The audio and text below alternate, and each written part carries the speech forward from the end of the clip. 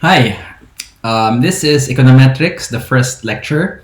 I'm trying to keep the lectures at about 20 minutes each so that the file size isn't that large. We'll try to finish as much as possible in the first 20 minutes. This is our prerequisites for week 1 and 2. This is where we are in the class right now. These are the slides. You can download these two files here to help you play with the code and play with the software. So let's jump to it. So here is our slides, Econometrics Lab. We'll be using R. So we've done this already on Tuesday. You've downloaded R and R Studio, everything works. If something goes wrong or if you want to tell others, then these are the links. And they can also do it for themselves for their own laptops. So what's most important right now is to set up our projects. So now that you've downloaded and installed R, we'll be using a feature called projects, located here. Okay, so you create a project in a folder of your choosing. So it's up to you. Do it yourself, right? Find a place in your laptop and call that the project folder for this class. So let's try that right now. Here's our new project. You can use an existing directory, but let's use a new directory so you're able to name it. And then you choose new project, and then the directory name will be whatever you want. Econometrics Lab 2021. And then notice that it's located here as a subdirectory of this one. You can change it if you wish. Okay, but I won't. Leave everything unchecked. That's not important. And you can click create project and it will do this. So notice first that the heading now has this one, Econometrics Lab, which is the name that you've chosen. Down here, which is the Files tab, which has all the files, you are in this folder now. So in the software, you're in this folder, Econometrics Lab 2021. And within it, there is already an existing file, which is the project file here. Okay. All right. So we've done that. So you've named the project directory. In the end, it will look like that, which we've seen. Whenever you work on files, open this project. So let's close a project and let's open it. You can close this project. And then when you close it, it will go to a state where there is no open project or whatever. Well, you can have multiple projects. So you can, if it closes this project and you have another project open, it will jump to that other project. Now you can open a recent project, which is quite recent because we literally just made it a second ago. You click on that and it will open it to the last saved state, which is this one. Okay. Now this directory will be your working directory, right? The directory that you've just named. All the files I share with you, put it there. All the files you will create, put it there. And you can type this get wd, open close parenthesis into the console. It will give you that directory. It's just this one, the path to that directory. So get wd, and here's the path going to Econometrics Lab 2021. Okay. So let's move on. So here's our console. You enter commands interactively here. Notice we tried the get wd already, and then we got this, which is cool. This is your environment with all of the objects you create will appear here. We will be creating a vector object in a bit. This is the directory. This is the file pane. This is where all of your files should reside, here. Now let's create our new R script, which will create a new pane in R Studio, which is the upper left pane. So type what you see here, then leave your cursor somewhere in line 6, and then click the red button. So let's try that right now without typing all of that other stuff. So R script. You do print hello world. All that other stuff are comments. And then you press, in Mac, it's Command Enter, but you can also use this run button and it will do it also. Or you can select the entire line, and if you click the run button, it says there, run the current line or the selection, then it will also run it. Notice also that, well, let's go back.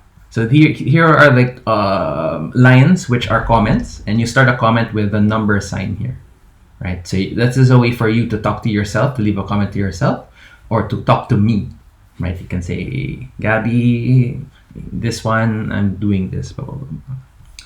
All right, and then as you run the lines, it will be reflected interactively here as well. Now you can save it as a .r. So let's try that. You can save it as my first R code.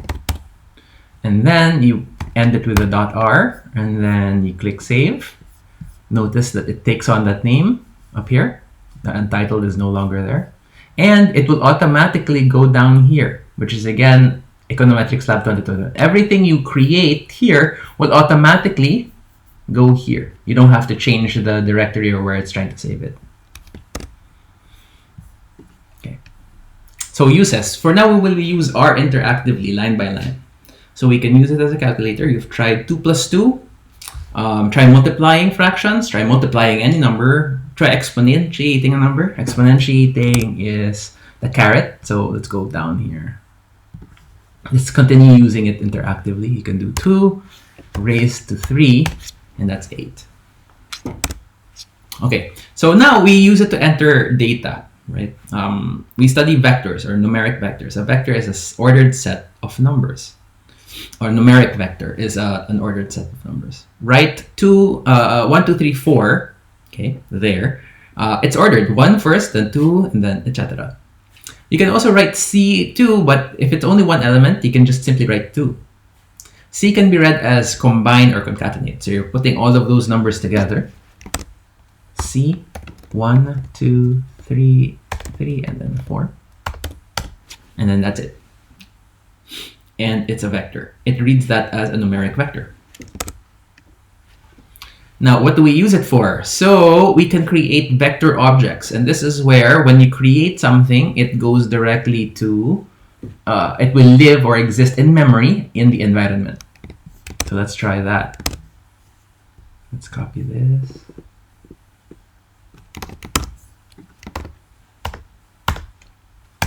There. And whenever you call X, it will call it down here as X. But here in the environment pane, it will also explain what X is. So it's numeric. The length is 4 because there are 4 elements. And it will also show you the first 4 or 5 elements of the vector here, which is 2, 5, 10, and 12. Okay. Note that you can also call it anything. So I used X. You can use Y. Anything, any name, you can type anything that you want. Spaces are not allowed. So if you wanted to do a space, you would do an under, something like this, underline.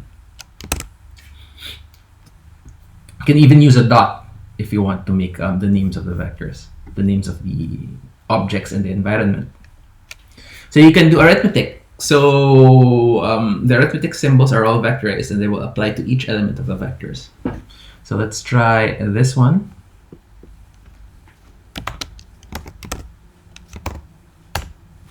Okay, so it's vectorized because 2 is multiplied by the first number of the second vector, 5 is multiplied by the second number, 19 is multiplied by the third number. So it's 4, 5, and 38. If one vector is shorter, the shorter one is recycled.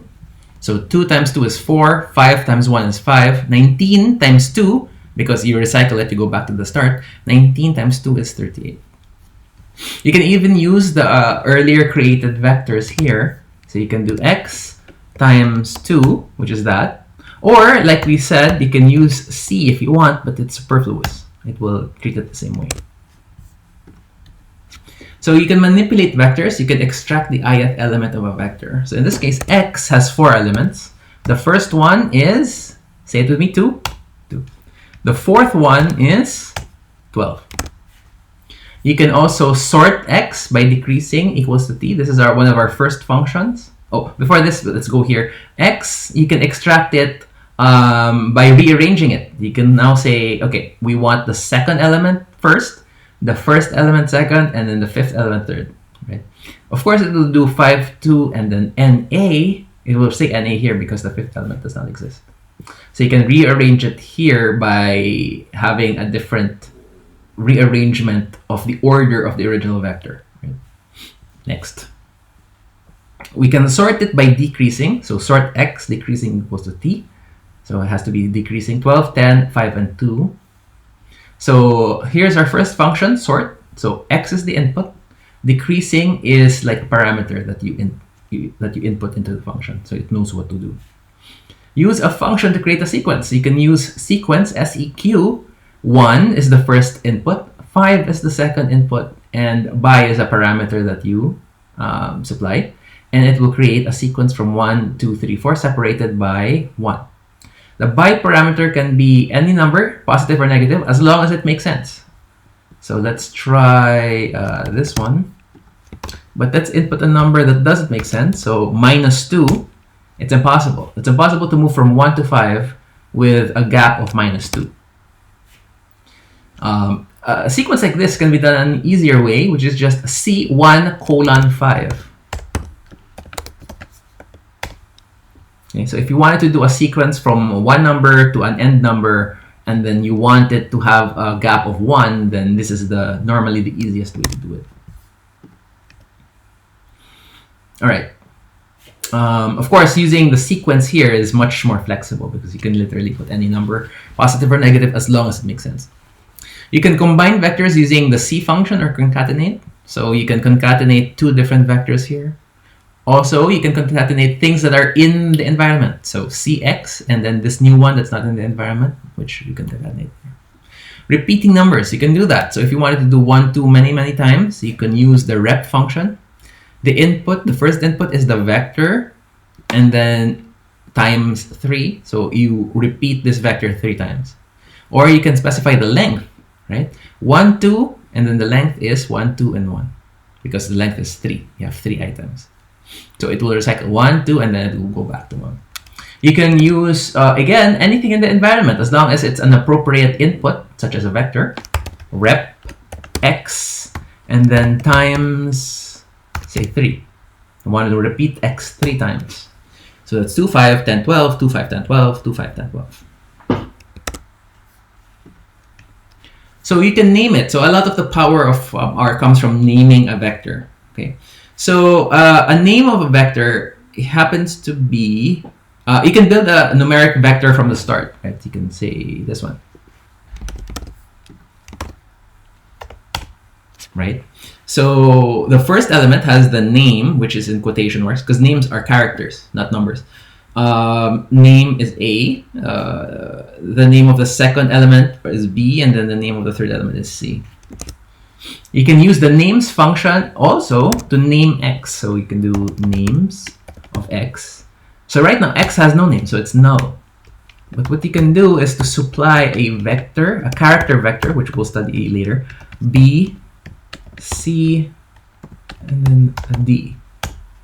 And then now when you call on x, it's a named vector. And in fact here, it will say a named numeric up here because it will have a name.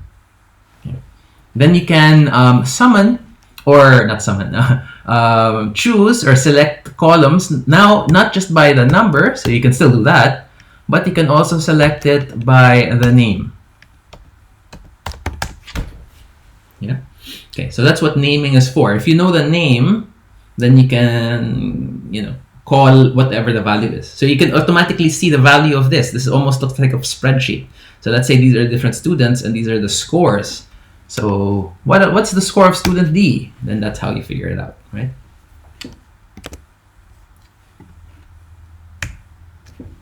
So more on functions. We've already introduced functions, and let's now investigate them further. A function has a name, and that's how it starts. You write it out here. Okay. Then you do an open and close parentheses, and then the inputs go inside the parentheses. The parameters as well. All functions in R, pre-made in R, come from packages, right? Some packages you don't need to pre-install, but some packages need to be installed, okay? The functions we've been using so far, rep and C, are preloaded into base R, so you don't need to do anything extra. But soon we will be installing new packages. So functions have a help function. So you can interactively call on the help of a function by starting with a question mark and then typing the name of the function. So let's do that. If you do that, this pane here will move from files to help, and it will open the help file associated with that function. Right. This is the base package, so it comes preloaded with R.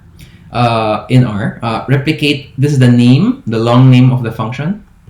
There's a description, there's examples of usage, the arguments here. So notice that the first one is X, and X is a vector of any mode, including a list, or a factor, or a POSIX XT, or a date object, or an S4 object containing such an object. Okay, so vector is definitely here. Now the ... further arguments to be passed on from other methods, okay, which are times, length out, each. And here are some details. The default behavior is as if the call was the following. So you can continue to read this. The value of the output is the same type as X. So that means if you enter X as a numeric, the output will also be a numeric vector. So let's jump back. Okay, so let's jump back here. Right, so here's the description, how to use it, arguments, like the inputs, details, including a more detailed explanation, including default values. So let's talk a little bit more about defaults. The names of the inputs can be skipped. Okay, so for example, this is the long way to write a command, but if you already know what the first input is and what the second one is, second parameter is, then you can immediately jump to here. This will also work. So let's try it. There. So R knows what the first input is, the second, but it will always use the names of inputs if possible when first learning the function, so you know. Some functions have a default setting. Default means you don't even have to specify it. It will just assume a number. If you give an input that is wrong or too many are not included, it will give an error or warning, right? So try this one, sequence. If you don't give it a by, okay, it will complain. Actually, the complaint here is that X, it doesn't really understand what X is. Because recall, sequence needs a number and then a by, not a vector. And you can confirm that by doing question SCQ, and then look, there is no vector input. It starts with a from, and then ends with a to, and then you do a by, and then a length out, etc. So let me just see how much time I've got. Okay, I've got 2 minutes left. Functions that you need to know that are important. Sum, mean, and SD. So I suggest that once you're done watching this video, you look at the help files and experiment with sum, mean, and SD. For each function, you can make up your own vector Y and try it. So what's cool about these functions here is you can use the function or the vectors that are in the environment, which is X.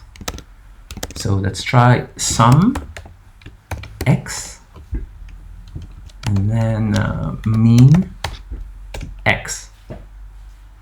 Okay. Then you can create, what I'm saying here is you can create your new vector Y of whatever length it is, make up your own number or your own sequence. And then you can calculate these things using the sum, average, or the mean function and the standard deviation functions. Okay, data types. We've learned about numeric vectors. We'll end with character, okay? But there are at least two other important data types. What is important is each element is the same data type, right? So a numeric vector, each element in that vector is a number. The next is character. A character vector is this one, such as a name. A name is a name for a numeric vector is a character vector. So A, B, C, D in quotation marks is a character vector. An example of a character vector, the names of numeric vectors types we did earlier, right? So names of X actually, then you're feeding into that. You can subset this vector as well, right? Well, yeah, that's correct. So do this. Oh, hold on. Let me just turn this off. Okay. Let's end here. You can create a names vector. So here it's in the environment now. Names. Your character's length is 4, and it's got A, B, C, and D there. Right? Then you can use this name character for anything, really. Similar to, like, you can create the name of X again. So names of X comes from names. And now X will have those names. Right? Okay, so you can subset a character vector in a similar way, such as names 1 is the following, right? And then names 4 is what? Yeah. And then you can also create a name for character vectors. So let's say that you wanted to do that this should be the names of the character vector of name. So names of names is what? Null. So right now your character vector of A, B, C, D have no names. So you can create a vector to assign names to your character vector.